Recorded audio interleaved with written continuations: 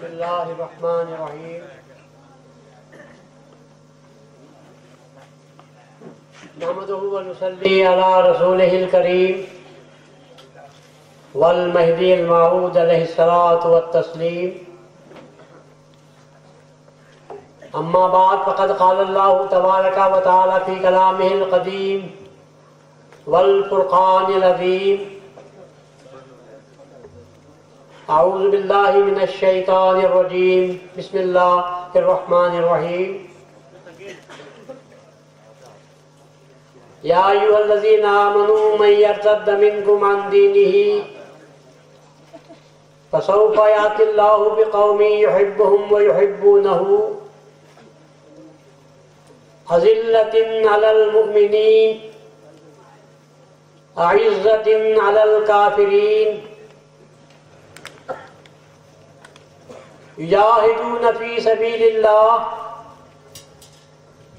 ولا يخافون لومة لائم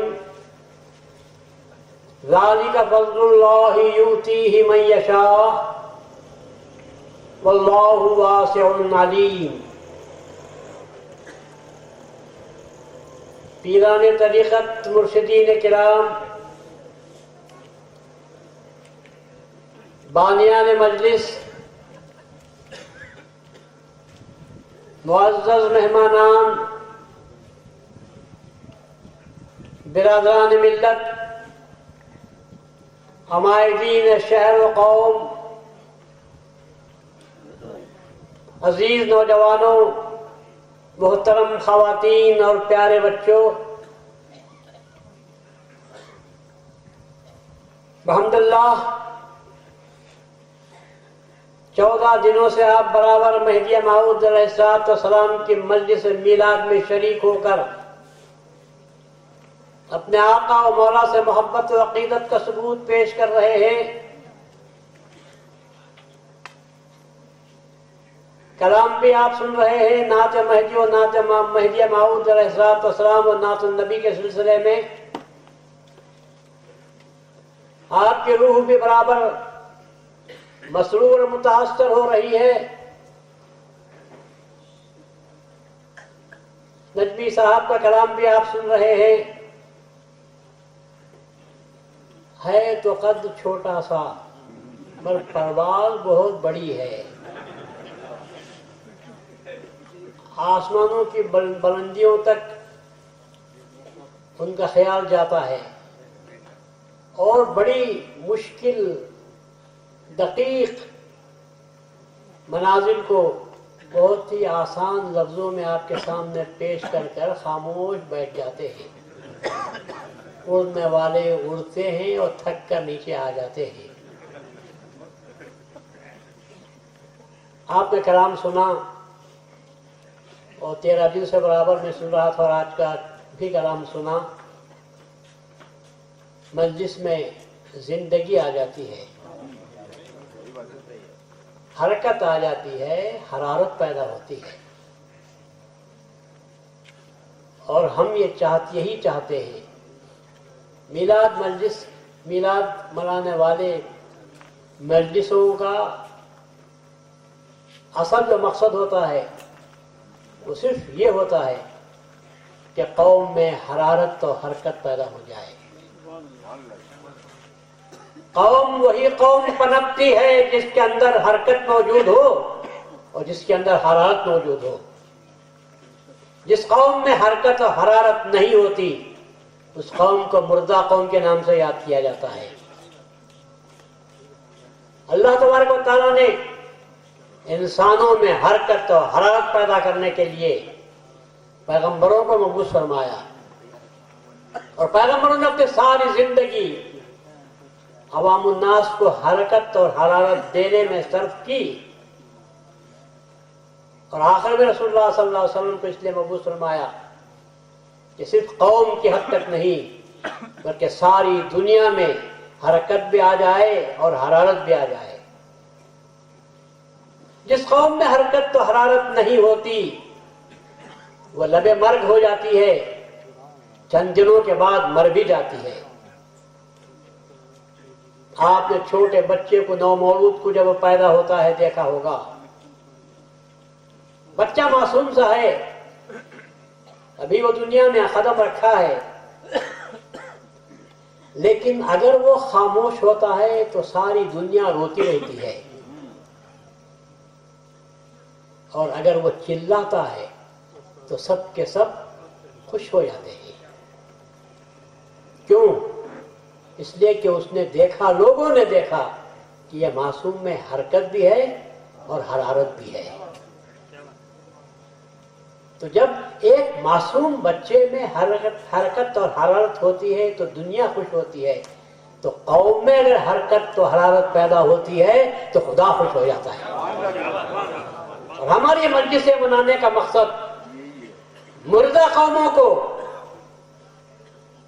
یہ تعلیم دینا ہوتا ہے کہ تم زندہ ہیں تو کچھ زندگی کا اظہار کرو، کچھ حرکت تمہیں ہونی چاہیے، حرارت تو پیدا کرو۔ شعراء حضرات بھی اسی بات کو لے کر چلتے ہیں کہ قوم میں حرکت و حرارت پیدا ہونا چاہیے، ورنہ قوم قریب المرگ ہو کر رہ جاتی ہے۔ جب ایک معصوم بچے میں یہ حالت ہے تو ایک قوم کی کیا حالت ہونی چاہیے۔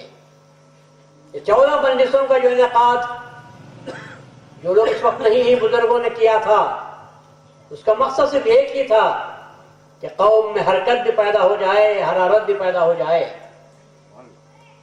خصوصیت کے ساتھ میں نوجوانوں سے خطاب کرتے ہوئے کہنا چاہتا ہوں کہ نوجوانوں، زندگی تمہارے پاس ہے، قوموں کی زندگی کے تم ہی ستون ہوا کرتے ہو۔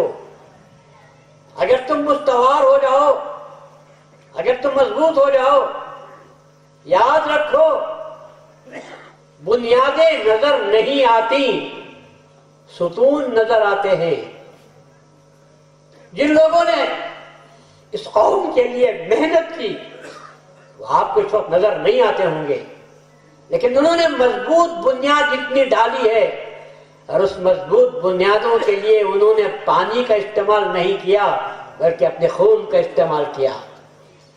جن کو ہم شہداء کرام کے نام سے یاد کرتے ہیں، ان شہداء نے اپنے خون کو دے کر اس قوم کی ملت کی بنیادوں کو مضبوط کیا ہے، اور ان سے اور تم سے یہ امید تھی کہ تم جب اس کے ستون بنو گے تو یہ عمارت بہت دور تک چلے گی اور لوگوں کو سایہ دے سکے گی۔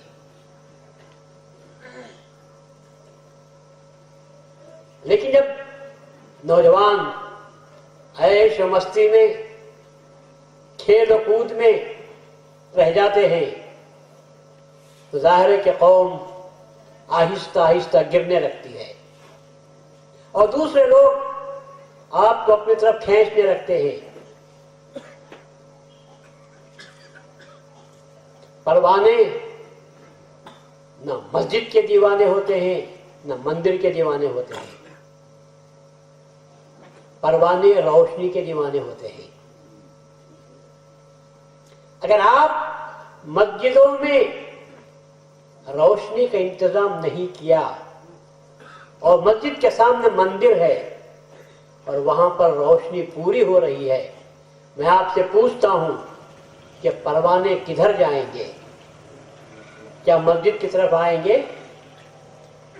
پروانے تو کہتے ہیں نہ ہم کو مسجد سے سروکار ہے نہ ہم کو مندر سے سروکار ہے، ہم تو روشنی کے دیوانے ہیں۔ جب مندروں میں روشنی ہوگی، چرچوں میں روشنی ہوگی تو پروانے ادھر چلے جائیں گے، مسجدیں ویران ہو جائیں گی۔ اور اگر آپ نے بھی اپنے مسجدوں میں روشنی کا انتظام کیا تو روشنی کی طرف پروانے آ جائیں گے۔ اس لیے اگر پھرنے والا ہے اگر کوئی دین سے تو اس پر اعتراض مت کرو، اس لیے کہ وہ معلومات کا پیاسا ہے۔ اگر ہمارے پاس معلومات نہ ملتے ہوں تو وہاں چلا جائے گا جہاں سے اس کو معلومات نصیب ہوتے ہیں۔ مہدی موعود علیہ السلام کے تعلق سے اللہ نے بھی یہی فرمایا، یا ایھا الذین آمنوا من یرتد منکم عن دینہ، اگر کوئی اپنے دین سے مرتد ہونا چاہے۔ سوال یہ ہے کہ دین سے مرتد کب ہوتا ہے؟ اس لیے کہ جب وہ دیکھتا ہے کہ اس قوم میں نہ حرکت ہے نہ حرارت ہے، اس قوم میں نہ روشنی ہے تو پروانے کیا کریں گے؟ پروانے چلے جاتے ہیں وہاں جہاں حرکت بھی ہوتی ہے، جہاں حرارت بھی ہوتی ہے، جہاں روشنی بھی موجود ہوتی ہے۔ اگر آپ نے اپنے طور پر انتظام کیا، لوگوں کو صحیح باتیں بتائیں، صحیح باتیں کیا ہیں؟ صحیح باتیں یہی کہ اللہ تبارک و تعالیٰ کی کتاب کیا کہتی ہے، رسول اللہ صلی اللہ علیہ وسلم کا اسوہ حسنہ کیا ہے، اور فقط بتانے سے بھی کام نہیں چلتا بلکہ اس پر عمل کر کے دکھانے کا کام بھی موقع پڑ جاتا ہے۔ جب ہم عمل کر کے بتائیں گے تو لوگ برابر ہماری طرف کھنچتے ہوئے چلے آتے ہیں۔ پروانوں کو دعوت دینے کی ضرورت نہیں، اشتہار تقسیم کرنے کی ضرورت نہیں، پروانوں کے لیے صرف یہ کہنا ہے، کہنے کی بھی ضرورت نہیں، تم روشنی کا انتظام کر دو تو پروانے خود بخود چلے آ جائیں گے۔ یہ مجلسیں جو منعقد کی جاتے ہیں تو ایک روشنی بتائی جاتی ہے آپ کو تاکہ آپ اس کی طرف آئیں، تھوڑی سی دیر کے لیے روشنی کو دیکھیں، اور جب آپ کی آنکھوں میں روشنی پیدا ہو جائے گی ہم کو یقین کامل ہوتا ہے کہ ساری زندگی آپ کو نہ کوئی بہلا سکتا ہے، نہ آپ کو کوئی پھسلا سکتا ہے، نہ آپ کو غلط راستے پر لے جا سکتا ہے۔ آج اس بات کی ضرورت ہے، وہ اللہ تبارک و تعالیٰ نے بہت پہلے فرما دیا تھا کہ من یرتد منکم عن دینہ، اگر تمہارے پاس قرآن کی روشنی اور رسول اللہ صلی اللہ علیہ وسلم کی شمع نہ جلی تو پھر تو لوگ مرتد ہوتے ہوئے چلے جائیں گے۔ اور اللہ نے وہی انتظام کیا کہ میں یہ قوم کو لانے والا ہوں، وہ قوم کیا کرے گی؟ تو اللہ کہتا ہے وہ اس قدر معود کی، اس قدر رسول اللہ صلی اللہ علیہ وسلم کی، اس قدر قرآن شریف کی عاشق ہوگی کہ پروانوں کا کیا ذکر ہے، میں اس کا عاشق بن جاؤں گا۔ یحبہم، اللہ تعالیٰ اس قوم سے محبت کرے گا۔ قوم سے اللہ کب محبت کرتا ہے؟ اللہ تبارک و تعالیٰ اس قوم سے محبت کرتا ہے جو قوم کے صرف اللہ کو چاہتی ہے، جو صرف اللہ کو چاہتی ہے، اس کا ہر کام اللہ کے لیے ہوتا ہے۔ اور آپ سوچتے ہوں گے کہ اللہ نے یہ کیوں فرمایا کہ من یرتد منکم عن دینہ، وہ دین جس کے لیے اللہ تبارک و تعالیٰ نے 1,00,000 کئی ہزار پیغمبروں کو بھیجا، وہ دین جس کو چلانے کے لیے اللہ تبارک و تعالیٰ نے تمام رسولوں کو حکم دیا کہ قوم کی طرف سے جو بھی مصیبتیں آتی ہوں خبردار ان کی شکایت نہ کرنا، میرے پاس جو ان کے تعلق سے بد دعا نہ کرنا، ان تمام آزار پر، ستم پر، ظلم پر برداشت کرتے ہوئے، صبر کرتے ہوئے چلے جانا، مگر میرے مشن کو آگے بڑھاتے رہنا۔ وہ قوم، وہ اللہ جس نے رسول اللہ صلی اللہ علیہ وسلم کو آخر پیغمبر کے حصے سے پیدا فرمایا، اور جس کے بعد پھر کسی پیغمبر کو بھیجنے کا تصور بھی اس کے پاس نہیں رہا، اور اس پیغمبر صلی اللہ علیہ وسلم نے یقیناً دنیا کے سامنے، اور میں لفظ دنیا استعمال کر رہا ہوں تو آپ کو ایک بات یاد رکھنی چاہیے، دنیا سے مراد ساری دنیا کی بات میں نہیں کر رہا ہوں، رسول اللہ صلی اللہ علیہ وسلم کے سامنے جو دنیا تھی رسول اللہ صلی اللہ علیہ وسلم نے ان کے سامنے اللہ تعالیٰ کے پیغام کو پہنچایا،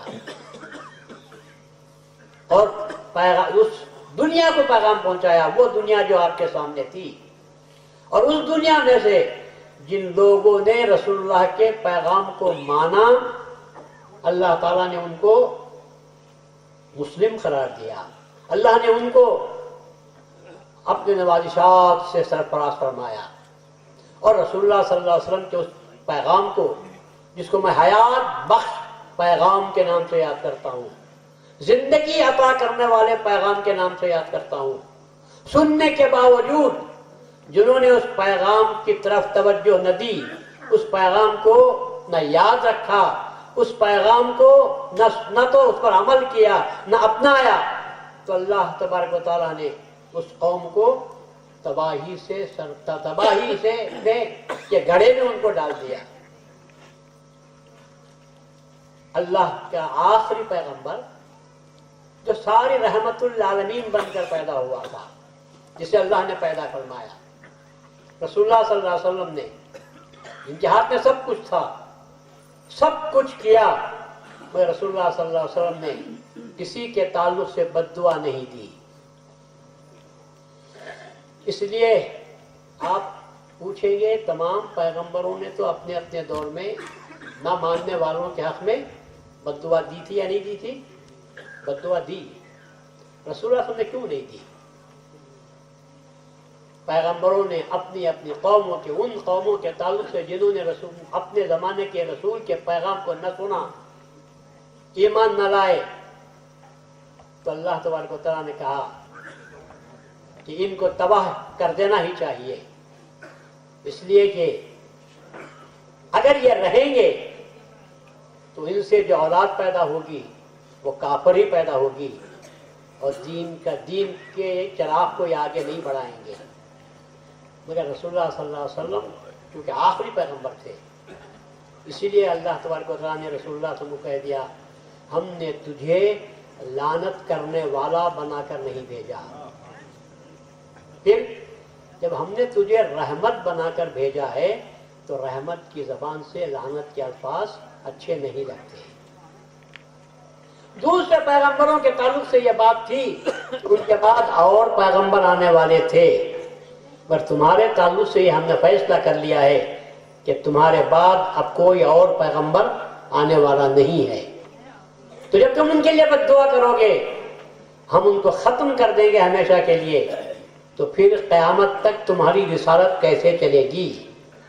آپ کی قیامت تک رسالت چلنے کے لیے آپ ان کے حق میں رحمت بن کر رہیے. اور یہ بھی سب سے بڑی رحمت ہے کہ آپ کا انکار کرنے والوں کے لیے آپ لعنت نہ کریں.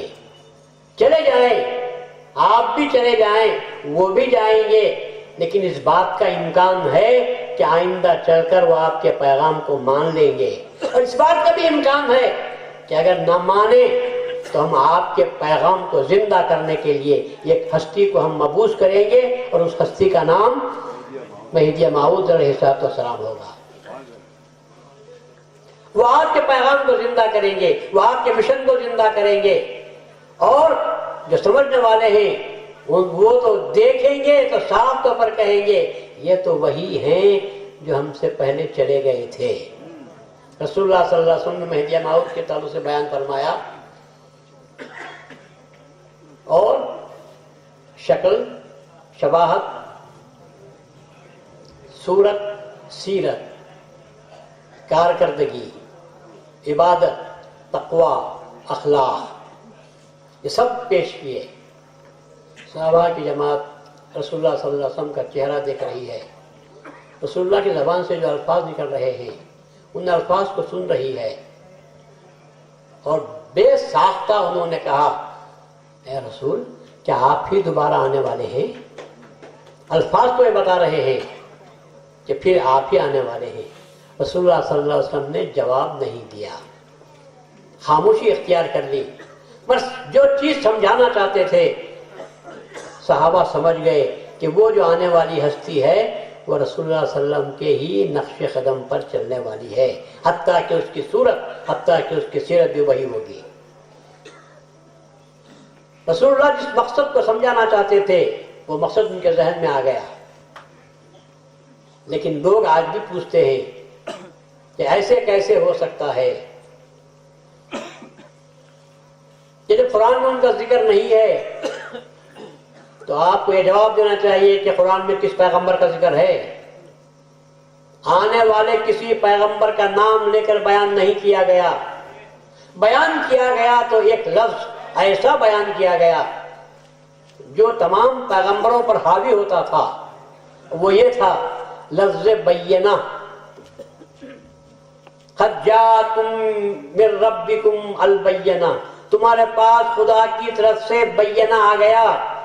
بینہ کے معنی خلیفۃ اللہ کے ہوتے ہیں، بینہ کے معنی دلیل کے ہوتے ہیں. قوی دلیل کو بینہ کے نام سے یاد کرتے ہیں.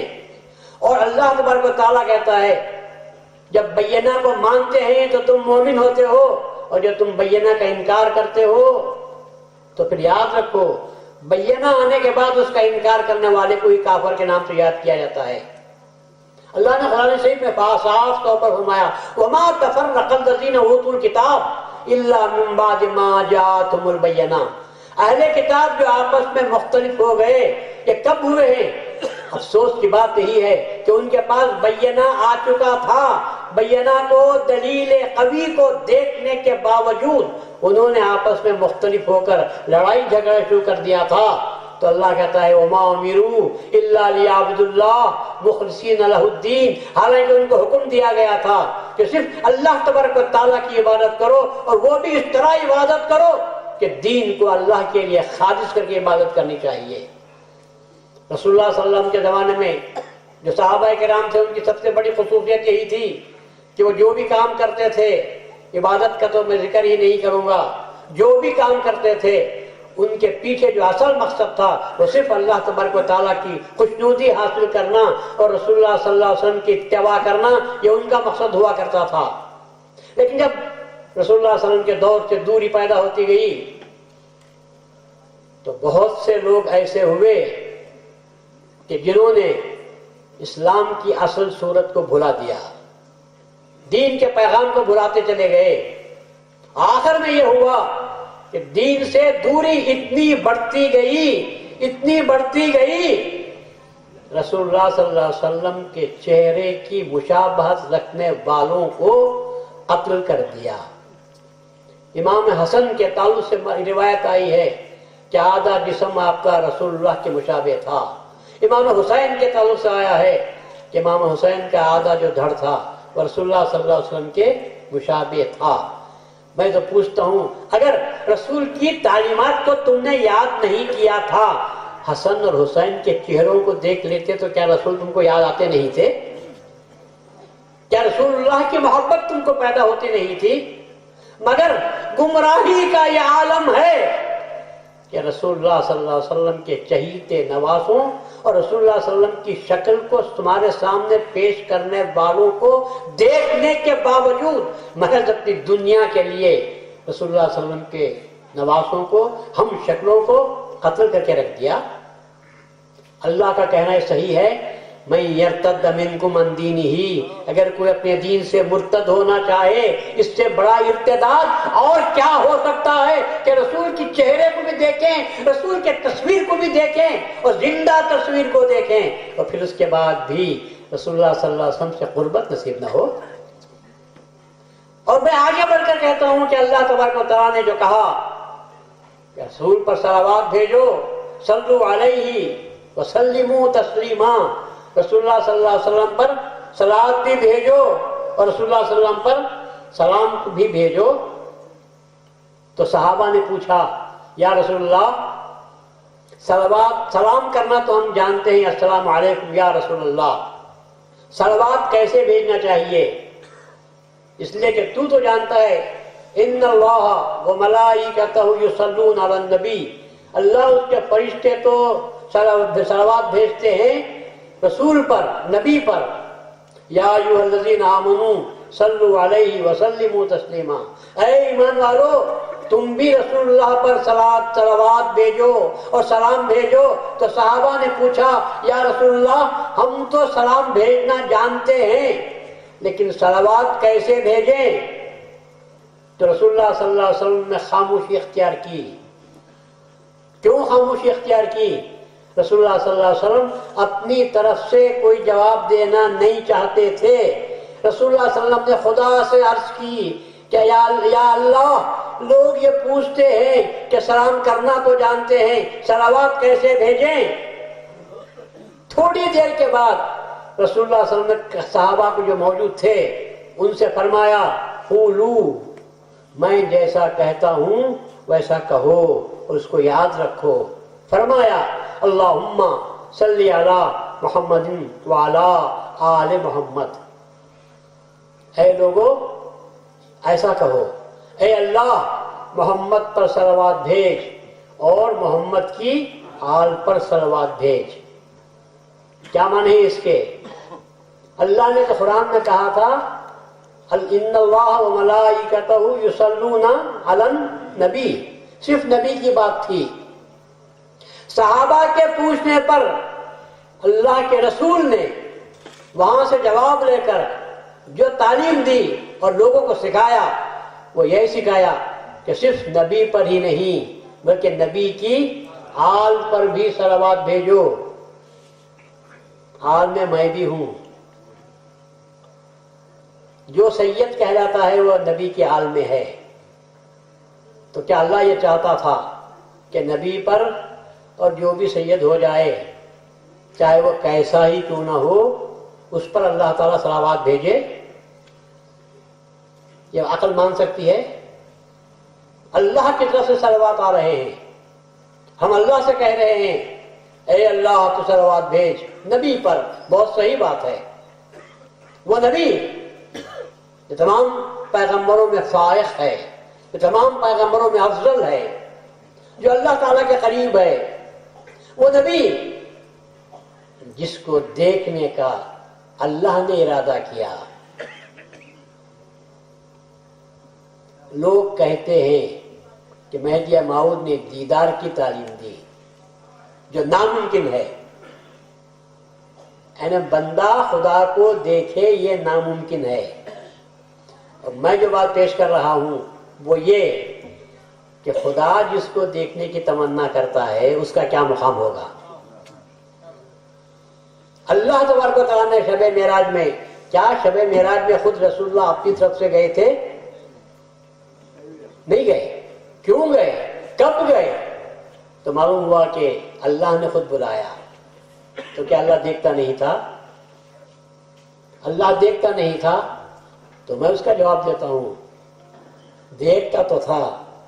دور سے دیکھنے میں اور نزدیک سے دیکھنے میں بہت بڑا فرق ہوتا ہے. بلایا اس لیے تاکہ لوگوں کو بتائے، جو رسول کو اپنے جیسا بشر کہتے ہیں ان کو بتا دے کہ تمہارے جیسا وہ بشر نہیں، یہ وہ بشر ہے جس کو میں اپنے نزدیک بلا کر دیکھتا ہوں، اپنا دیدار جس کو کرا. اس کے لیے اللہ تبارک و تعالیٰ نے رسول اللہ صلی اللہ علیہ وسلم کو شب معراج میں بلایا تھا. رسول کا مقام بتانا تھا اور یہ ثابت کرنا تھا کہ رسول اللہ صلی اللہ علیہ وسلم کو جو شب معراج میں ہم نے اپنے قریب بلایا، ہم کو دیکھا اور ساری کائنات کو دکھایا. اور اس کے بعد رسول اللہ صلی اللہ علیہ وسلم کے ذریعے سے امت مصطفیٰ کو ہمارے پاس آنے کا طریقہ بھی بتایا. رسول اللہ صلی اللہ علیہ وسلم نے فرمایا الصلاۃ معراج المومنین، نماز مومنوں کے لیے معراج ہے. وہ لوگ جو نماز پڑھتے ہیں ان کو حقیقت میں معراج نصیب ہوتی تھی. کیونکہ نماز کیا ہے آپ نہیں جانتے. نماز کیا ہے؟ مہدی موعود علیہ الصلوۃ والسلام کا صدقہ بھولی ہوئی دنیا کو پھر رسول اللہ صلی اللہ علیہ وسلم نے نماز کا طریقہ سکھایا.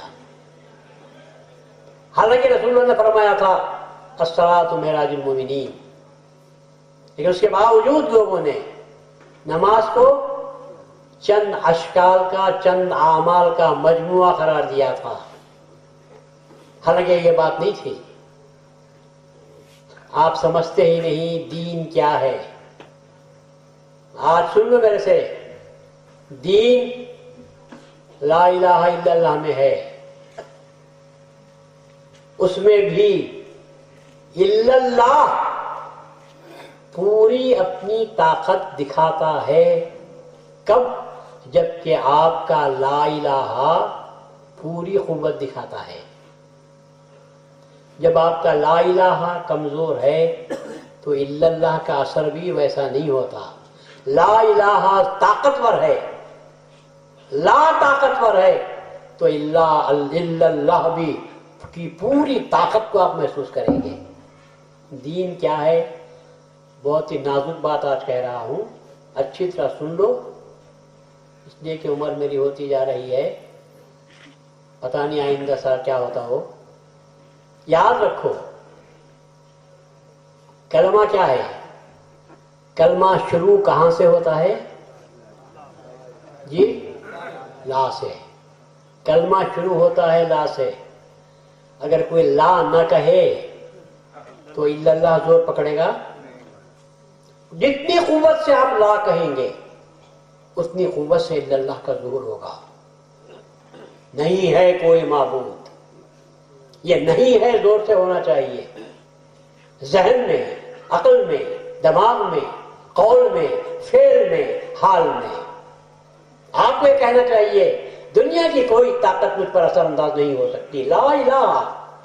پھر اس کے بعد آپ الا اللہ کہو تو جو الا اللہ کی ضرب ہے وہ حقیقت میں کام کرتی ہے۔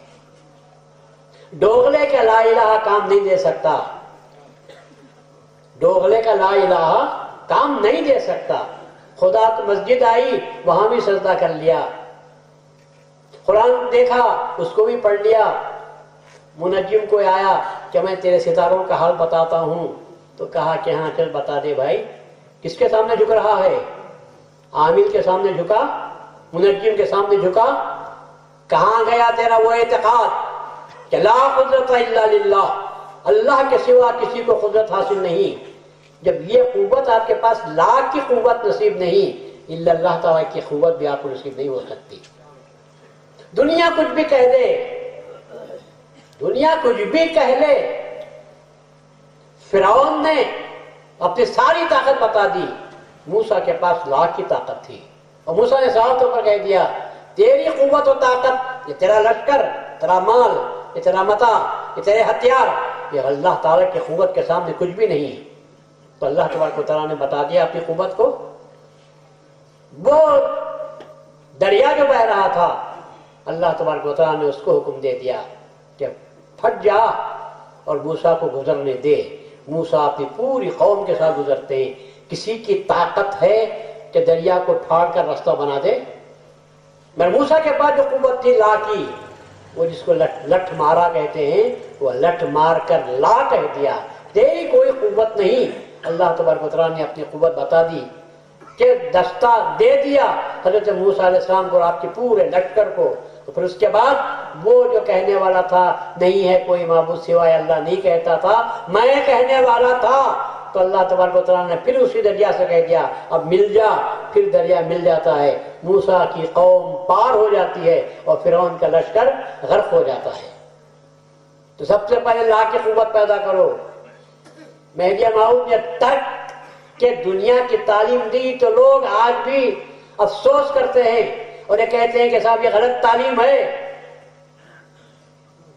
ترک اور اس کے مقابلے میں اختیار، یاد رکھو اختیار ہے تو صرف اللہ کے پاس ہے، اور ہم کو سارے اختیارات کو ترک کرنا پڑتا ہے۔ نماز کی طرف آؤ، آپ کہتے ہیں نماز نہیں پڑھتا ہوں، میں کہتا ہوں کبھی تو نے ترک کیا؟ تو جب تک ترک نہیں کرتا اس وقت تک تجھے نماز نہیں ملتی۔ پہلے تو گندگی کو ترک کرنا پڑتا ہے۔ وضو کرتے ہیں، کس کو آپ ترک کرتے ہیں؟ گندگی کو ترک کرتے ہیں۔ ہاتھوں سے جو کیا تھا، منہ سے جو کہا تھا، گندگی باتیں، دوسری غلط غیبت، شکوہ، شکایت، اس کو آپ نے دھویا منہ سے۔ مسواک کرتے ہوئے دانتوں کو بھی صاف کیا، ناک میں پانی لیا، جو غلط باتیں غلط سونگی تھی تو نے ان کو بھی جھاڑ دیا، جھٹک دیا۔ پھر اس کے بعد اپنے چہرے کا تو نے مسح کیا، ہاتھوں کو کوہنیوں تک دھویا، سر کا بھی تو نے مسح کیا، پاؤں دھوئے۔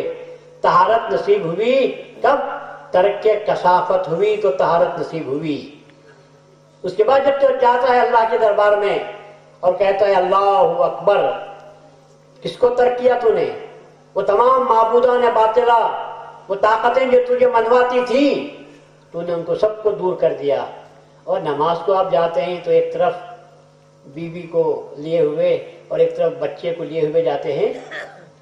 نماز کو جب آپ جاتے ہیں تو کیا کرتے ہیں؟ حسین خوبصورت بیوی، چاہنے والی بیوی، اس کو بھی کہتے ہیں میں نماز کو جا کر آتا ہوں، گھر میں رہنا۔ چھوٹا بچہ پیار لاڑ کرتا ہے، مچل جاتا ہے آپ کے گود میں آنے کے لیے، اور آپ نے خدا کی محبت میں اس بچے کی محبت کو بھلے سے وہ روتا رہے، پٹک کے چلی آتا ہے۔ تو معلوم یہ ہوا نماز کب ملی؟ جب تک آپ ترک کے مقام پر نہیں آئے آپ کو نماز کو جانا نصیب نہیں ہوا۔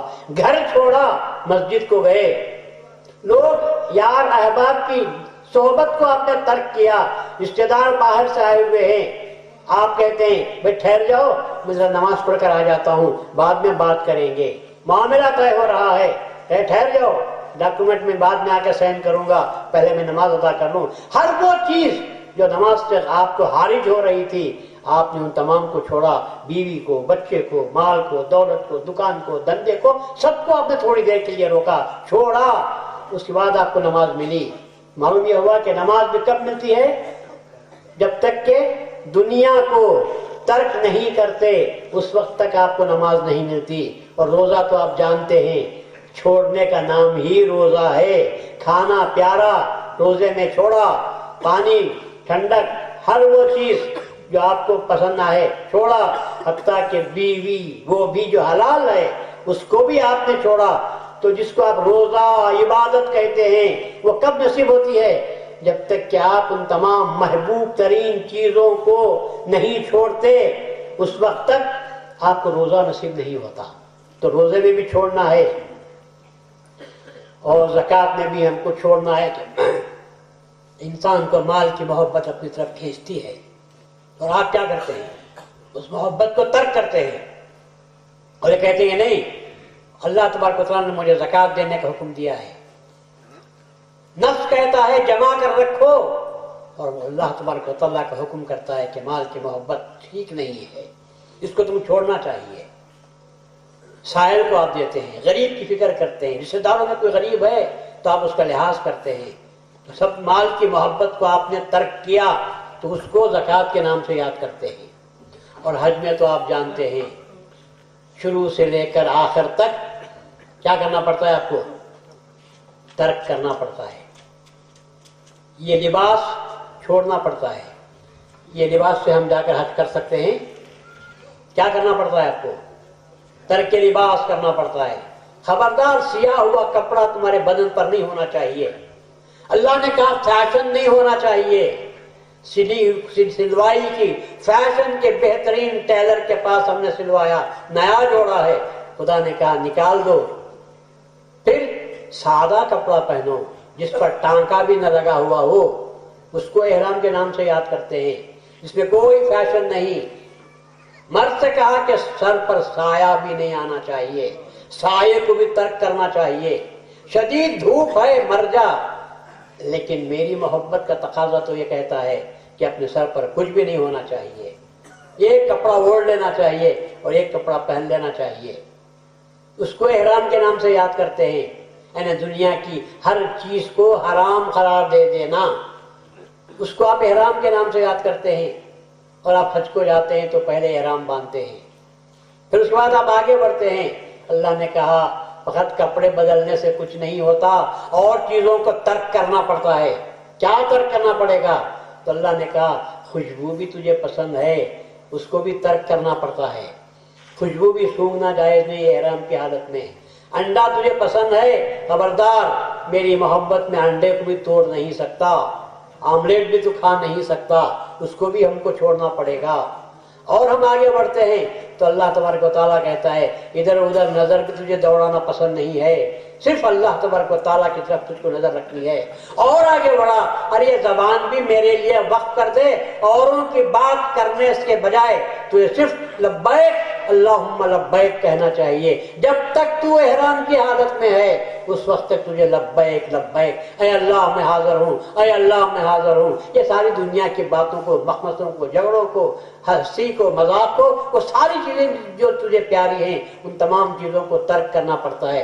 तब कहीं चलकर आपको हज नसीब होता है। और वो भी यही नहीं, नमाज जहां चाहे पढ़ सकते हैं, रोजा जहां चाहे रख सकते हैं, ज़कात जिसको चाहे जहां चाहे दे सकते हैं। और हज के लिए अल्लाह ने कहा सब जगह नहीं हो सकता, मेरा घर एक ही जगह है और उसी जगह पर तुमको आना होगा।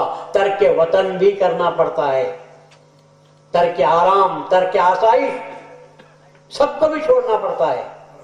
उसके बाद हमको हज नसीब होता है तो हम वहां पर जाते हैं। तो आप गौर करके देखो तो आपको मालूम होगा, जिसे लोग हज कहते हैं हकीकत में क्या है? वो शुरू से आखिर तक तर्क है, छोड़ना है, पसंदीदा चीजों को छोड़ देना है। उसके बाद जब अल्लाह के दरबार में हम तवाफ करने के लिए जाते हैं तो वहां भी अल्लाह तबारक व तआला कहता है कि वहां भी तुमको सिर्फ उसको सामने रखना चाहिए, तर्क खुद ही करना चाहिए। اپنے آرام کا، آسائش کا کوئی تم کو خیال نہیں ہونا چاہیے، بلکہ محض اللہ تبارک و تعالیٰ کے گھر کے اطراف 7 چکر تم کو کرنے چاہیے اور مجھے سامنے تمہارے رکھنا چاہیے۔ اس وقت تک زبان کوئی دنیاوی بات بھی تمہاری زبان سے نہیں نکلنا چاہیے، صرف اللہ اللہ تم کو کہنا چاہیے۔ اس کو ہم کہتے ہیں حج ہوا۔ تو میں پوچھتا ہوں، دین اختیار کرنے کا نام ہے کہ دین ترک کرنے کا نام ہے؟ خدا کب ملتا ہے؟ جب ہم اپنی پسند کی چیزوں کو ترک کرتے ہیں تو خدا کا دیدار ہم کو خدا ملتا ہے۔ مہدی موعود نے فرمایا جب تک دنیا ترک نہ کرو گے اس وقت تک خدا کا دیدار نہ ہوگا۔ اب بتاؤ اسلام سے مہدویت کتنی قریب کی چیز ہے؟ کیا مہدویت ترک دنیا اسلام سے ہٹی ہوئی چیز کا نام ہے؟ تم غور نہیں کرتے، تم نے کبھی سوچا نہیں۔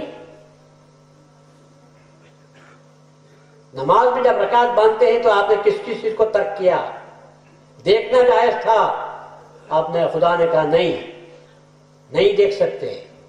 بولنا جائز تھا، خدا نے کہا نہیں، میرے دربار میں ہو، تم کو ترک گفتن بھی ہونا چاہیے، بات بھی نہیں کرنا چاہیے، کلام پڑھو تو صرف میرا، تسبیح پڑھو تو صرف میری۔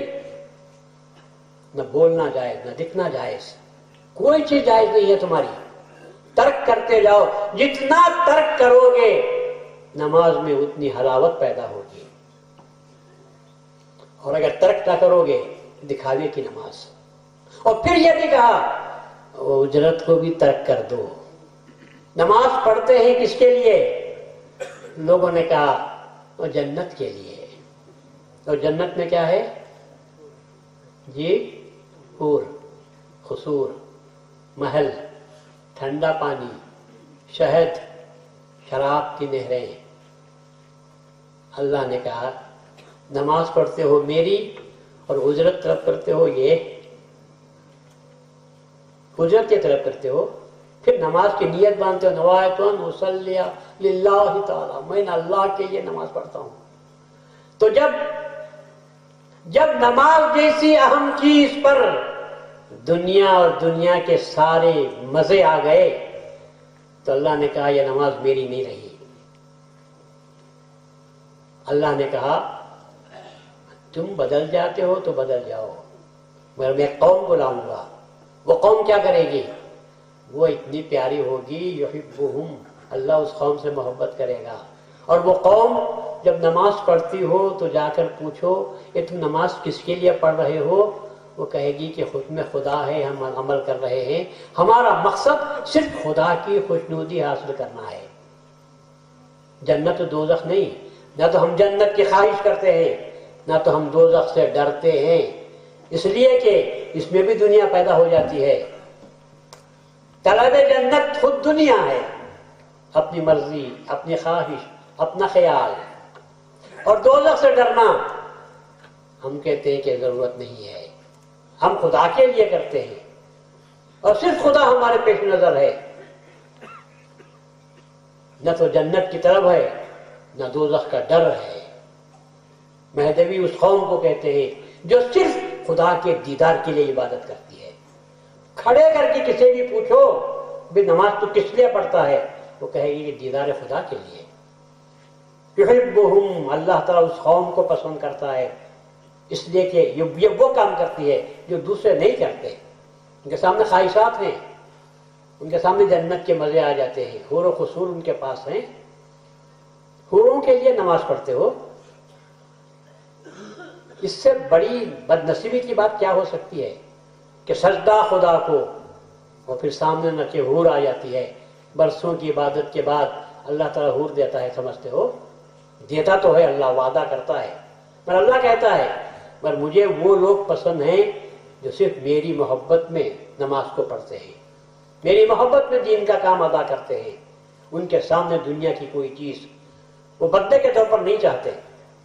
اس واسطے اللہ کہتا ہے میں ایسی قوم کو لانے والا ہوں، میں یرتد، تم اگر مرتد ہوتے ہو مطلب یہ کہ اللہ کے دیدار سے ہٹ کر اپنے دنیا کے مقصد کو سامنے رکھ کر تم مجھ سے منہ پھراتے ہو تو میں کیسی قوم کو لانے والا ہوں جو صرف مجھے دیکھنے والی ہے اور میں اس قوم سے محبت کرتا ہوں. ان کے سامنے دنیا کی کوئی چیز نہیں ہوتی. اچھا رابعہ بصری کا آخری وقت ہوا تو ان کے سامنے جنتوں کو پیش کیا گیا. انہوں نے پوچھا یہ کیا ہے؟ تو کہا یہ جنتیں ہیں. تو انہوں نے کہا میں نے جو عبادت کی اس کا صلہ اگر یہ ہے تو میں نے ساری عمر بیکار گنوا دی. ساری عمر بیکار گنوا دی کیونکہ میں نے کبھی نیت یہ نہیں کی نوایت نصلی للجنہ. میں نے یہ بھی نہیں کہا کہ میں دوزخ سے ڈر کر عبادت کرتی ہوں. میں نے تو یہ دعا کی تھی کہ میں صرف اللہ کے لیے. تو مجھے جواب میں کیا ملنا چاہیے؟ اللہ ملنا چاہیے. مہدویہ قوم کے لیے مہدی موعود نے جو پیغام دیا وہی پیغام دیا ہے کہ پورا ہر کام تمہارا للہیت کے ساتھ ہونا چاہیے. اسی کو اللہ کہتا ہے یحبہم. اللہ تبارک و تعالی اللہ اس قوم سے محبت کرتا ہے اس قوم کو لانے والا ہے جن کے سامنے دنیا کی کوئی چیز نہیں, جو اللہ سے کوئی اجر نہیں مانگتے. کہتے ہیں کہ تو دینے والا ہے, تو جو دیتا ہے ہم کو پسند ہے. یہ ہے ہماری قوم مہدی موعود علیہ السلام کی قوم. وہ ایسے وقت کے بعد جبکہ دنیا ان کے سامنے آ چکی تھی وہ حقیقت میں مرتد کس سے ہوئے تھے؟ اللہ تبارک و تعالیٰ کی ذات سے مرتد ہوئے تھے. وہ پھر گئے تھے. اللہ نے کہا میں ایسے قوم کو لاؤں گا جو صرف مجھے اپنے سامنے رکھیں گے, میری ذات, میری مرضی, میری خواہش اس کو سامنے رکھیں گے اور اس کے سوا کسی چیز کو نہیں. وہ جہاد میں کیا ہوتا ہے؟ آپ نے اپنی جان سے کھیلنے کے لیے تیار ہوتا ہے, بظاہر کوئی مفاد اس کے سامنے نہیں ہوتا. اور جیسے کہ میں نے کہا اس سے ابھی تفسیر کے دوران کہ سب سے بڑا جہاد دشمنوں کے ساتھ نہیں ہوتا, سب سے بڑا جہاد اپنے نفس کے ساتھ ہوتا ہے. نفس ہی ہے جو سب سے بڑا دشمن ہے. آپ کو نماز سے روکنے والا نفس, کوئی دشمن کی فوج آ کر آپ کو نہیں روکتی. آپ کو اللہ کے نام پر خرچ کرنے سے کوئی دشمن نہیں روکتا, اپنا نفس ہے آپ کا جو روکتا ہے. حج کرنے سے منع کرنے والا نفس ہے, ذکر میں بیٹھنے سے منع کرنے والا آپ کا نفس ہوتا ہے. اور جو لوگ اپنے نفس کو مار دیتے ہیں تو ان کے لیے عبادت آسان ہو جاتی ہے اور اللہ خوش ہوتا ہے. اس لیے کہ اگر آپ کہتے ہیں کہ عمل, نماز عمل ہے, روزہ عمل ہے, حج عمل ہے, زکوٰۃ عمل ہے, تو میں یہ کہتا ہوں کہ عمل تو جائے گا ترازو میں. آپ کا عمل جائے گا ترازو میں جائے گا, اور ترازو میں ٹھیک اترا تو وہ اللہ کے پاس پیش ہوگا. اور اگر ترازو میں وہ عمل آپ کا ٹھیک نہیں اترا, داغدار مال ہے آپ کا, تو وہ مال اتر جائے گا. اللہ کے پاس جو چیز پہنچتی ہے وہ اخلاص. جیسا کہ ابھی آیت کے سامنے آپ کے پڑھ کے سنا, وما امروا الا لیعبدوا اللہ, فقط نہیں الا لیعبدوا اللہ مخلصین لہ الدین. دین کو اللہ کے لیے خالص کرنا ہے. آپ کی نماز کس کے لیے؟ اللہ کے لیے. نماز کے بعد سلام پھیر کر آپ کہے اللہ مجھے جنت دے دے, تو یہ نماز اللہ کے لیے ہوئی؟ اللہ کہے گا جھوٹا ہے. نیت باندھتا ہے میرے لیے اور سلام پھیر کر کہتا ہے کہاں ہے بھی وہ جنت, کہاں ہے وہ حور. مہدوی کی جو نماز ہوتی ہے وہ کبھی ایسی نہیں ہوتی. مہدوی نے کبھی اللہ تعالیٰ سے جنت نہیں مانگی. اللہ نے وعدہ کیا ہے, وہ دیتا ہے کب؟ جن کے 35% نمبر آ جاتے ہیں اللہ ان کو خاموش نہیں کرتا, دے دیتا ہے. اور ہم جو عمل کرنا ہے ہم کو پورے 100% کے لیے کرنا ہے, اور 100% کو ہی میں اللہ کی ذات کہتا ہوں. اللہ کے دیدار کے لیے کام کرو. اگر اس میں نقص پیدا ہو جائے تو الگ بات ہے, مگر ہماری تمنا تو صرف اللہ تبارک و تعالیٰ کی ذات چاہیے, اللہ کا دیدار چاہیے.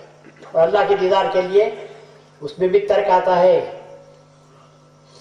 اللہ کے دیدار کے لیے, ذات خداوندی کے لیے, جب تک تو تیری ذات کو ختم نہیں کرتا اس وقت تک اللہ کی ذات تجھے نصیب نہیں ہو سکتی. تمہاری ذات اور اللہ کے ساتھ کتنے ہوئے؟ 2. اور ہے کیا؟ آپ پڑھتے کیا ہیں؟ لا الہ الا اللہ، نہیں ہے کوئی معبود سوائے اللہ کے. اس کے بعد لا الہ الا اللہ، نہیں ہے کوئی مشہود جس کو دیکھا جا سکتا ہے الا اللہ، سوائے اللہ تعالیٰ کے. پھر اس کے بعد لا الہ الا اللہ، لا موجود الا اللہ، سوائے اللہ کے اور کوئی موجود نہیں ہے. آپ بولیں گے دنیا کی ساری چیزیں ہیں ساری چیزیں ہیں، مگر یاد رکھو جب تک اللہ تعالیٰ کا جلوہ اس پر نہیں پڑتا اس وقت تک وہ چیز آپ کے سامنے نظر نہیں آتی. موجود کب ہے؟ جب تک اللہ کا جلوہ نہیں ہوتا. ہر چیز پر اللہ کا جلوہ ہے. جب وہ جلوہ آتا ہے تو انسان پیدا ہوتا ہے. گھاس اگتی ہے، عدم سے وجود میں لانے کے لیے خدا کا وجود ضروری ہے. تو ہم اپنے طور پر یہ کہتے ہیں کہ ہمارا وجود کچھ بھی نہیں ہے، باقی رہنے والا وجود صرف اللہ تبارک و تعالیٰ کا ہے. ہم جو اپنے آپ کو زندہ کہتے ہیں یہ بیکار سی بات ہے. دنیا کی کوئی چیز باقی رہنے والی نہیں. ہر چیز وقت پر پناہ ہوتی ہے. کسی کے 80 سال، کسی کا 2-4 مہینے، کسی کا پیدا ہوتے ہی بچہ مر جاتا ہے. عمارت کسی کی لمبی 500 سال چلتی ہوگی، اس کو بھی گرنا ضروری ہے، پر باقی رہنے والی ہستی صرف اللہ تبارک و تعالیٰ کی ہے. وہی ہے جو موجود ہے. تو ہم اس کے بات کرتے ہیں کہ سوائے اللہ تعالیٰ کے کوئی موجود نہیں. اور جب موجود ہے تو پھر ہم کو چاہیے کہ اس کے وجود کو دیکھنے کی کوشش کریں، اس کو پانے کی کوشش کریں. تو جب تک آپ کی پوری دنیا، زندگی، دین، دنیا، عبادت، ہر چیز میں لا کا پہلو اجاگر نہ ہو اس وقت تک اللہ تعالیٰ تک آپ کی رسائی نہیں ہو سکتی. اب اس کو مختصر الفاظ میں مہدی موعود نے جو فرمایا، ورائے ترک دنیا ایمان نیست، ترک دنیا کے بغیر ایمان نہیں ملتا. صحیح ہے یا غلط ہے؟ دنیا ترک نہیں کرے وضو نہیں ملا، دنیا ترک نہیں کیے تیمم نہیں ملا، دنیا ترک نہیں کیے نماز نہیں ملی، روزہ نہیں ملا، زکوٰۃ نہیں ملی، حج نہیں ملا. تو جب ساری عبادتوں کی جڑ جسے آپ کہتے ہیں، جس کو آپ دین اور عبادتوں کا مرکز کہتے ہیں، جب تک گھر سے آپ نہیں نکل کر ترک کے مقام پر نہیں آتے آپ کو عبادت نہیں مل سکتی. تو خدا کی ذات کو پانے کے لیے کیا کرنا پڑے گا؟ غیر خدا کو ترک کیے بغیر خدا مل سکتا ہے؟ ہرگز نہیں مل سکتا.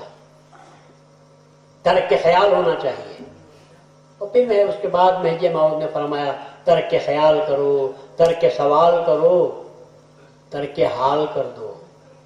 پھر تو آپ کو جو مقام نصیب ہوگا وہ میں زبان سے بول نہیں سکتا کہ آپ کیا بننے والے ہیں، مگر بن جائیں گے آپ.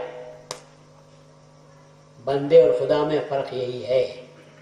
چھوٹی بات بول دیتا ہوں، بندے اور خدا میں فرق یہی ہے، بندہ محتاج ہے اور خدا محتاج نہیں ہے. وہ سمت، اللہ بے نیاز ہے. بتاؤ اپنے میدان میں آ کر آپ بھی بتاؤ، بے نیازی ظاہر کرو، مجھے کسی کی احتیاج نہیں ہے سوائے خدا تعالیٰ کے. اور خدا تعالیٰ قادر ہے آپ کو جو چیز آپ مانگتے ہیں اللہ تبارک و تعالیٰ آپ کو دیتا ہے. رسول اللہ صلی اللہ علیہ وسلم کو کیا چیز تھی جو اللہ نے رسول اللہ کو نہیں دی تھی؟ رسول اللہ صلی اللہ علیہ وسلم کو ماننے والوں کو بھی اللہ نے دیا جو ہماری سمجھ میں نہیں آتی. حضرت عمر فاروق رضی اللہ تعالیٰ عنہ نہاون میں مدینے سے سینکڑوں ہزاروں میل دور جنگ ہو رہی ہے. عمر فاروق مدینے میں تشریف فرما ہیں، رسول اللہ کے صحابی کی بات کر رہا ہوں میں، خطبہ دے رہے ہیں جمعہ کا. ایسے میں آپ دیکھتے ہیں کہ جس لشکر کو آپ نے بھیجا تھا وہ لشکر پہاڑ کے اس طرف दुश्मन वापस आ रहा है, वो भी खालिद ने वलीद उस वक्त दुश्मनों के साथ थे। वो पहाड़ का चक्कर काट कर पीछे से हमला करने के लिए आ रहा है। उमर फारूक मदीने की मस्जिद से, कोई दूरबीन नहीं है, कोई आला नहीं है, फौरन पुकार कर कहते हैं या सारिया अल जबल, या सारिया अल जबल, ऐ सारिया तुम पहाड़ को रख के चलो, पहाड़ के उस तरफ आओ, दुश्मन तुम्हारा पीछा कर रहा है। उमर मस्जिद नबवी से कह रहे हैं, देख रहे हैं, और सारिया वहां से सुन भी रहे हैं उमर की आवाज को, उमर फारूक रज़ी अल्लाह तआला की आवाज को, और फिर वो रास्ता पकड़ते हैं। अल्लाह ताला उनको पता दे दी। किसी की समझ में आने वाली बात है। कब वो मकाम हज़रत उमर को नसीब हुआ होगा? जबकि उन्होंने दुनिया को तर्क किया, जबकि उन्होंने दुनिया को तर्क किया, जबकि ऐश और आराम को तर्क किया, जबकि अपनी खुदी को तर्क करते हुए उन्होंने अल्लाह तबारक व तआला पर पूरा भरोसा किया। तब कहीं ना कहीं यह बात नसीब होती है। तो महदी मौत का एक एक अमल, महदी मौत का एक एक फरमान इस्लाम की बुनियादों से मिला हुआ है। हम गलत समझते हैं अपने आप को, या पढ़ने में हम तकलीफ महसूस करते हैं, समझ नहीं पाते, इसलिए हमको मालूम होता है कि बहुत ही मुश्किल है। महदी ने कैसे दर के दुनिया को फर्ज करार दिया। ये आसमान किसके लिए है, ये जमीन किसके लिए है, ये तरक्कियां किसके लिए हैं, ये सारी जमीन हमारे वास्ते है। बहुत अच्छी बात है, आपके वास्ते है तो बड़ौदे में जाकर महाराजा के पैलेस पर कब्जा कर लो और ये कहो ये हमारे लिए है, लात मार के निकालेंगे, डॉक्यूमेंट बताएंगे, पूछेंगे कैसी है आपकी मिल्कियत है ये, तो क्या सारी जमीन आपकी हो गई? कह लेते ही आप जमीन आपकी है। अरे खबर खरीदना पड़ता है, हमारे पास खबर भी आम है, कोई पैसे नहीं लिया जाते। दूसरों के पास आप जाओगे तो गढ़ने के लिए भी जमीन आपको नसीब नहीं होती। 20,000 25,000 देते हैं तो आपको जगह मिलती है, और फिर भी कहते हो ये दुनिया हमारे लिए है। मैं कहता हूँ खबर भी तुम्हारे लिए नहीं है, तो फिर दुनिया कहां से तुम्हारे लिए हो जाती? और फिर जो भी चीज आती है तुम ये कह नहीं सकते कि मेरे लिए है, ये मेरी है। कहने वाले सब चले गए, मेरा घर, मेरा बाग, मेरा महल। मरकर देखो, फिर देखो कितने पैदा होते हैं। बीवी कहती है मेरा, बच्चा कहता है मेरा, बहन कहती है मेरा, सब कितने दावेदार पैदा होते हैं। कहां गया मेरा? किसी का नहीं रहा, किसी का नहीं रहता, सिर्फ अल्लाह तबारक व तआला का रहता है। तो महदी मौद ने जो पैगाम दिया वो यही दिया, झगड़े होते हैं तू और मैं के जरिए, और जब तक तू और मैं का झगड़ा बाकी है उस वक्त तक फसाद बाकी रहता है। ये नफ्स का फैसला है। महदी मौद ने क्या ऊंची बात फरमाई, छोटे लफ्ज में सारी दुनिया को अमन का पैगाम दिया। लोग लंबी चौड़ी तकरीरें करते हैं मगर अमन नसीब नहीं होता। अमन नसीब होता है तो महदी मौद के 3 लफ्जों से होता है। आपने फरमाया नफ्स बाकी, फसाद बाकी। जब तक नफ्स है फसाद है, और जब नफ्स नहीं है कोई फसाद नहीं है। और हम सब नफ्स के बंदे हैं, हम सब नफ्स के बंदे हैं, इसलिए सब जगह फसाद है। कौन सा घर ऐसा है जहां फसाद नहीं? अब सब अपने भाई भाइयों में है, भाई बहनों में है, बाप बेटों में है, शौहर बीवी में है, सब अपने हैं। मैं जहां नफ्स आ जाता है फसाद पैदा हो जाता है। महदी मौद ने जो फरमाया तर्क दुनिया, उसके दूसरे लफ्ज में कहो तर्क नफ्स, खुदा को मिल जाएगा। जब तक नफ्स बाकी है आपकी दुनिया बाकी है, फसाद बाकी है, बेअमनी आपको मिलती रहेगी। महदी मौद का एक एक फरमान, मैं तो मुख्तसर तौर पर बोल रहा हूं, लेकिन महदी मौद के जितने फराइज, जिसे हम कहते हैं फराइज विलायत, लोग ये भी एतराज करते हैं सब ये तो बिदअत है। बिदअत है, क्या क्या बिदअत है भाई? बोले कि ये तर्क दुनिया बिदअत है, میں یہ پوچھتا ہوں، خیر بس آپ اندر غور نہیں کرتے، مت کرو، صرف میں آپ سے ایک پوچھتا ہوں، رسول اللہ نے دنیا کو پکڑا تھا یا دنیا کو چھوڑا تھا؟ ہاں پکڑا تھا کبھی؟ بہت جنگ بدر فتح، غنیمت ملا، رسول اللہ نے کیا لیا؟ کچھ نہیں لیا، اللہ نے غنیمت دی، رسول اللہ صلی اللہ علیہ وسلم نے نہیں لیا۔ حنین کی جنگ میں مسلمان بہت مالدار ہو گئے، وہ پہلا موقع تھا جبکہ مسلمانوں کو عیش و عشرت کی ہر چیز نصیب ہوئی۔ سن لو میری بات، بہت سا مال غنیمت آیا، یہاں تک کہ رسول اللہ صلی اللہ علیہ وسلم کی ازواج مطہرات نے خود رسول اللہ سے کہا، لوگ تو کافی مالدار ہو گئے، اتنا مال غنیمت آیا ہے کہ سب کے سب مالدار ہو گئے، مگر ہم کو کچھ نہیں ملا، ہم کو ہمارے گھروں میں کچھ نہیں آیا۔ تو اس وقت میں رسول اللہ کو اللہ نے سکھایا تھا، تو رسول اللہ کی زبان سے نکلے قرآن کی آیتیں نازل ہیں، آپ پڑھ کر دیکھیں تو آپ معلوم ہوگا۔ اے رسول اپنی بیویوں سے کہہ دو، ان کنتن تردن الدنیا وزینتہا، اے پیغمبر کی بیویوں اگر تم کو دنیا اور دنیا کی زینت چاہیے تو آؤ، میں تم کو دے کر طلاق دے دیتا ہوں۔ وَإِن كُنتُنَّ تُرِدْنَ اللَّهَ وَرَسُولَهُ، اور اگر تم اللہ اس کے رسول کو چاہتے ہو تو آؤ، میں جیسا رکھنا چاہتا ہوں ویسا رکھو۔ یہ کب کی بات ہے؟ یہ رسول اللہ صلی اللہ علیہ وسلم کے دور کی بات کر رہا ہوں۔ تو کیا رسول کے پاس دنیا تھی؟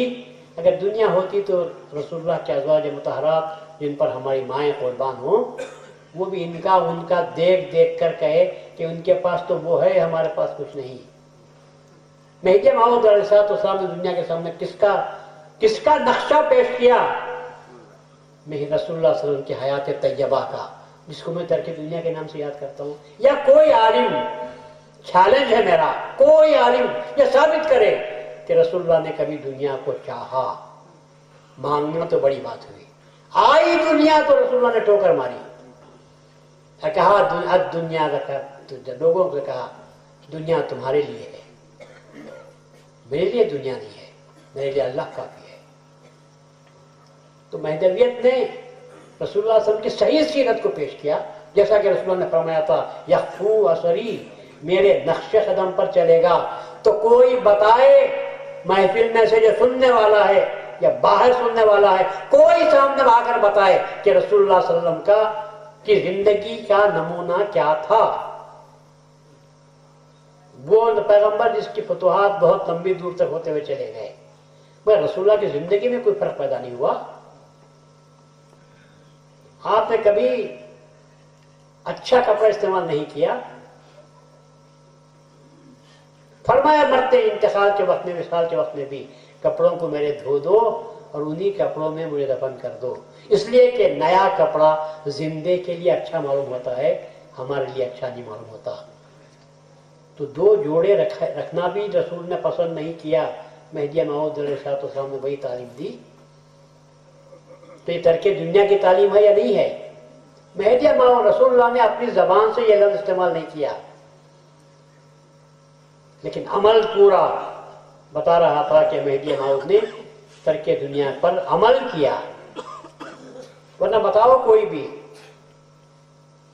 ابو بکر صدیق نے کیا کیا، عمر فاروق نے کیا کیا؟ جو معمولی کپڑے جو پیبند لگے ہوئے تھے پہنے ہوئے، ابو بکر نے خلافت کا کام انجام نہیں دیا، عمر فاروق نے نہیں دیا۔ یہ کس کی تعلیم کا اثر تھا؟ رسول کریم محمد مصطفیٰ صلی اللہ علیہ وسلم کی تعلیم کا اثر تھا۔ اس لیے یہ دنیا کیا ہے؟ دنیا سب فانی چیز ہے۔ دنیا کے معنی اچھا کھانا۔ میں یہ پوچھتا ہوں، لذت کتنی دیر کی چیز ہے؟ بریانی اعلیٰ درجے کی، گھی ڈال کر پکاؤ اور چکن بناؤ اعلیٰ درجے کا، مزہ ہے تو کتنی دیر کا؟ زبان پر رکھا، مزہ آیا، اور حلق میں چلا گیا، پھر مزہ ختم ہو گیا۔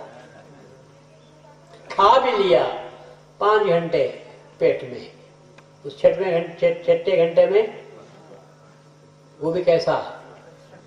غذا بتاتی ہے، اے دنیا کے طرفدارو خوشنما گھی ڈال کر کھاؤ، جتنا مزہ آئے گا وہ جب تمہارا پاخانہ ہوگا اتنا ہی بدبودار ہوگا۔ 6 گھنٹے میں یہ حالت، انسان اشرف المخلوقات پیٹ بھر کر کھاتا ہے، اشرف المخلوقات کے پیٹ میں چیز جاتی ہے، اور 6 گھنٹے کے بعد وہ چیز کیا ہوتی ہے معلوم یہ ہوا، غلط مت سمجھو، بری جگہ چیز جاتی ہے تو برا اثر دکھاتی ہے۔ آپ دنیا کو برا بولتے ہو مگر میں کہتا ہوں ہم سے برا کوئی بھی نہیں۔ ہم نہائے جمعہ کی نماز کے لیے، 1 بجے نہاؤ آپ، اچھے 2-3 اچھے صابن سے خوشبو، اس کے بعد عطر لگاؤ، کپڑے پہنو، نماز کو جاؤ، ایک فاصلہ چلتے ہوئے آدھا میل کا، اور جا کر نماز پڑھو۔ اس کے بعد بازو والا خود بولے گا کیا ہے بھائی، میرا پسینے کی بدبو آ رہی ہے۔ یہ پسینہ کہاں سے آیا؟ باہر سے آیا؟ تم تو نہا کر گئے تھے، پسینہ کہاں سے نکلا؟ تمہارے بدن میں سے نکلا۔ لوگوں کو بدبو دینے والے تمہارے جسم کی ہوا خارج ہوئی، لوگ ناک پکڑ لیتے ہیں، کہاں سے آیا؟ تمہارے پاس سے آئی۔ تم نے تو غلط کام نہیں کیا، تم نے تو بدبو کی کوئی چیز نہیں کھائی۔ ہاں، سیب کو سونگا بڑا خوشبودار تھا، آپ نے کھایا تھا، مگر لوگ تمہارا بازو بیٹھنے کے لیے تیار نہیں۔ تم سے بدتر اور کوئی چیز ہے؟ اسلام نے تعلیم دی، مہدویت نے تعلیم دی ہم کو کہ تم بھی خود پیدا کر سکتے ہو۔ عشق نبی، عشق خدا پیدا کر کے دیکھو۔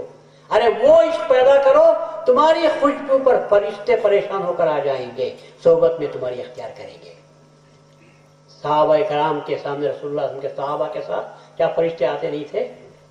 جبرائیل جو رسول اللہ صلی اللہ علیہ وسلم کے پاس آتے تھے کیا حالت میں آتے ہیں؟ جبرائیل کیا تھے؟ جب وہ آتے ہوں گے رسول اللہ صلی اللہ علیہ وسلم کی خوشبو سے خود وہ اپنے آپ کو معطر کر لیتے تھے۔ فرشتوں کا کیا مقام ہے؟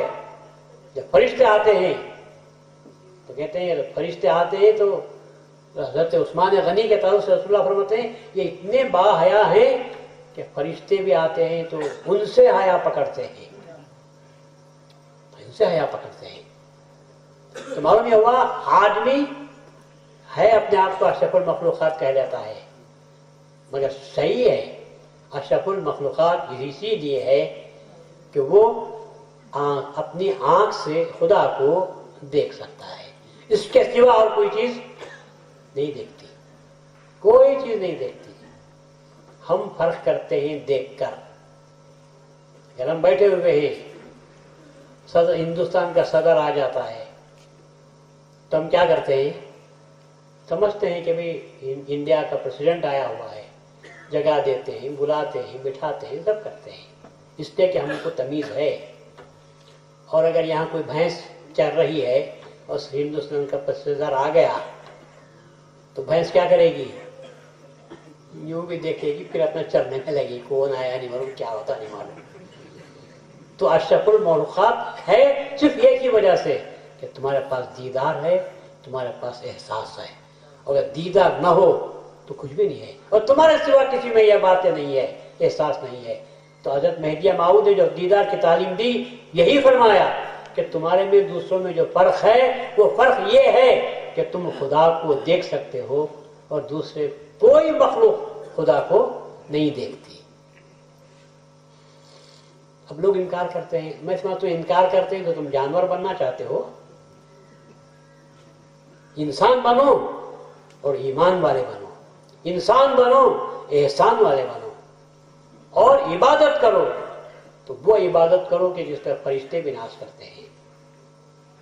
فرشتے بلانے کے لیے آئے اور چلو جنت میں، تو لوگ کہیں گے، کہنے والے کہتے ہیں ہم کو تمہاری ضرورت نہیں، ہم نے جس کی عبادت کی اس کے پاس ہم جائیں گے۔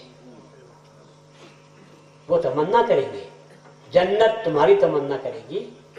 اور یہ بھی یاد رکھو، یہ جملہ لے کے جاؤ میرے پاس سے، جب میں کہتا ہوں کہ انسان اشرف المخلوقات ہے जन्नत मखलूक है या नहीं है?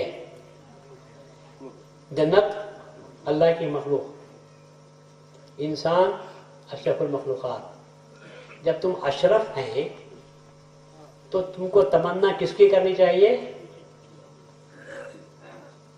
अफजल की, कम से कम की नहीं।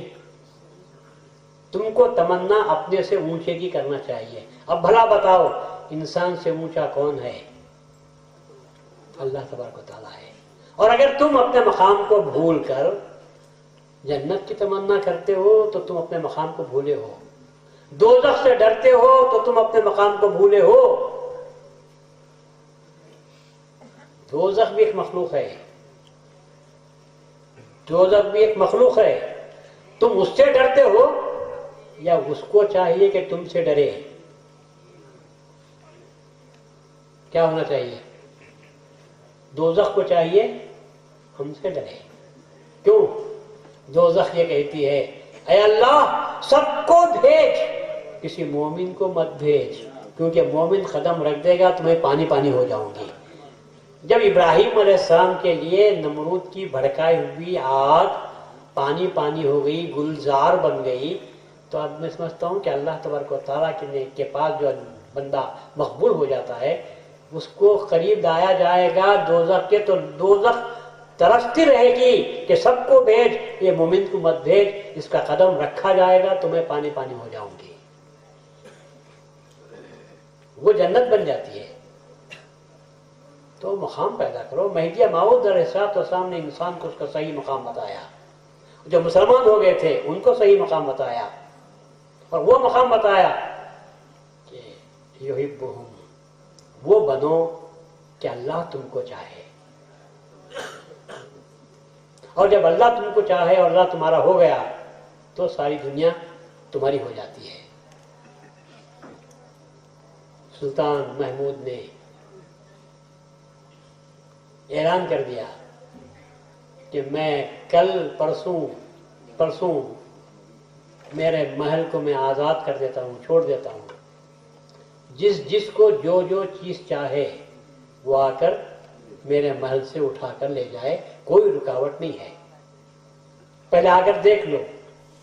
रियाया में से लोग आते गए, देखते गए, निशानदही कर दी, हाँ ये टेबल मैं लूँगा, ये अंगूठी मैं लूँगा, ये मेज़ मेरी, ये पानदान मेरा, आईना मेरा। हर चीज़ की तरफ लोगों ने नज़र कर दी और अपने अपने तौर पर जहनों में मुशख्खस कर लिया कि जब दरवाजे खुलेंगे परसों हम जाएंगे और अपनी अपनी चीज़ लेंगे। सब मखलूक गई और हर चीज़ पर कब्जा कर लिया, ले लिए। महमूद का जो गुलाम था अयाज, वो बादशाह के पास जाकर खड़े हो गए हाथ बांधकर। कोई सी चीज़ को उसने हाथ नहीं लगाई, हालांकि प्यारा गुलाम, महबूब गुलाम, किसी चीज़ को हाथ नहीं लगाई।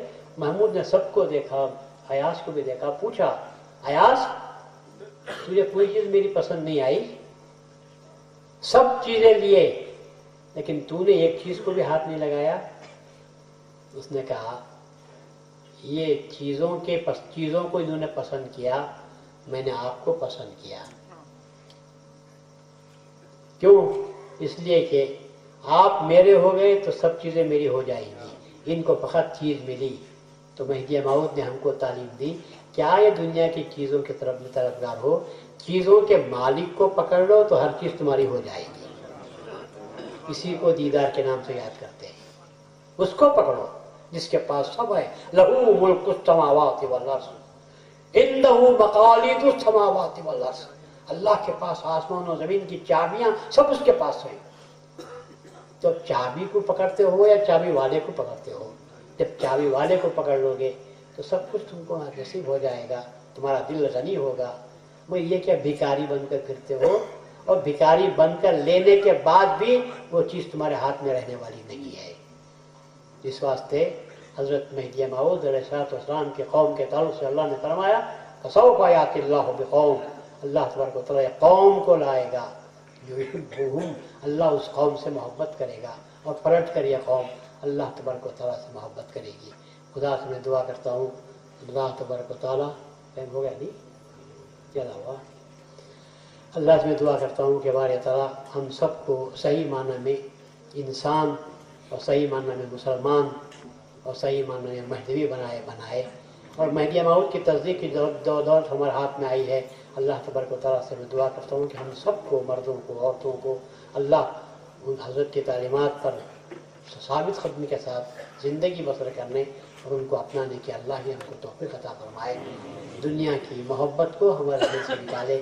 دنیا رکھو اگر ملتی ہے تو، پر دنیا کی محبت مت رکھو۔